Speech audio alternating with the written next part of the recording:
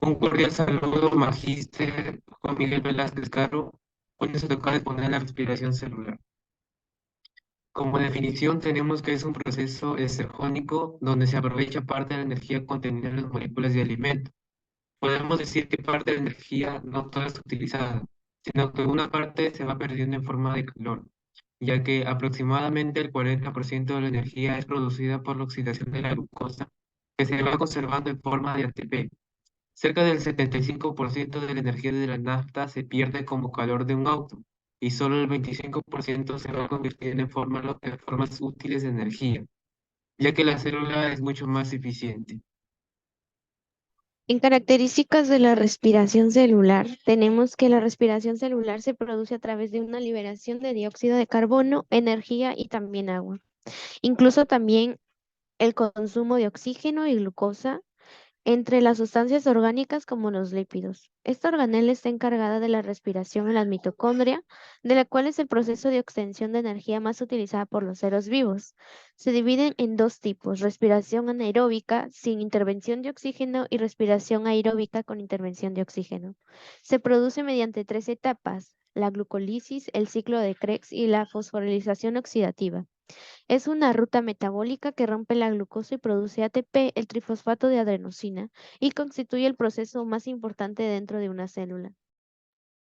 En la respiración celular vamos a tener dos tipos, la aerobia y la anaerobia. En la aerobia va a requerir siempre la presencia del oxígeno. Como ven, ahí hay una reacción de glucosa más oxígeno y como resultado tiene dióxido de carbono, agua y ATP.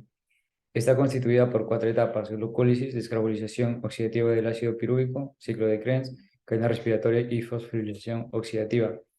Mediante estas cuatro etapas vamos a obtener un promedio de 30 a 32 ATP, que viene a ser la energía.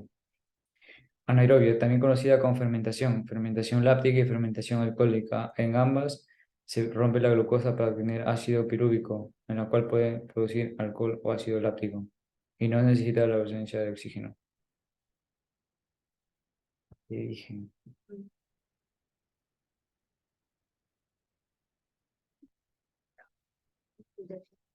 El proceso de la respiración celular es el proceso de extraer energía en la forma ATP adenosinotrifosfato de la glucosa en los alimentos que comes. ¿Cómo ocurre la respiración celular al interior de la célula?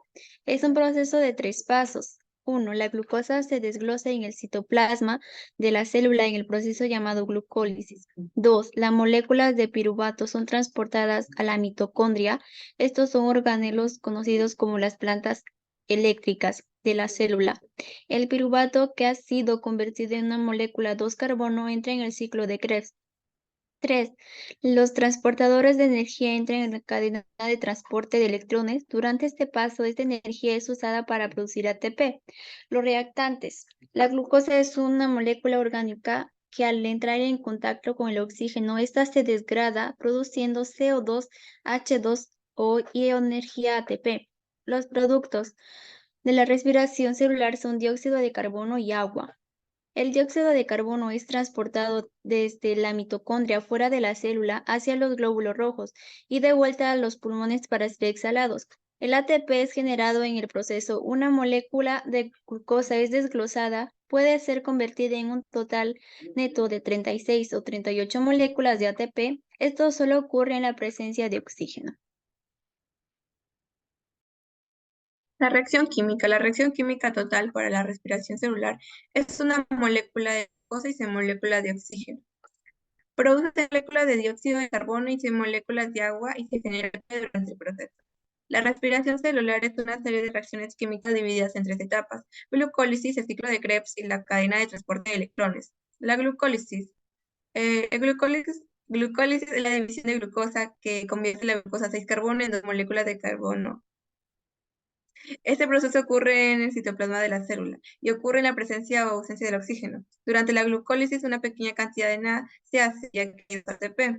El NAD temporalmente almacena energía que será usada en la etapa 3, el ciclo de Krebs, en la presencia del oxígeno bajo condiciones aeróbicas, entre el piruvato y la mitocondria para proceder el ciclo de Krebs. La segunda etapa es la respiración celular, en la transferencia de energía de piruvato, que es la energía inicial en la glucosa.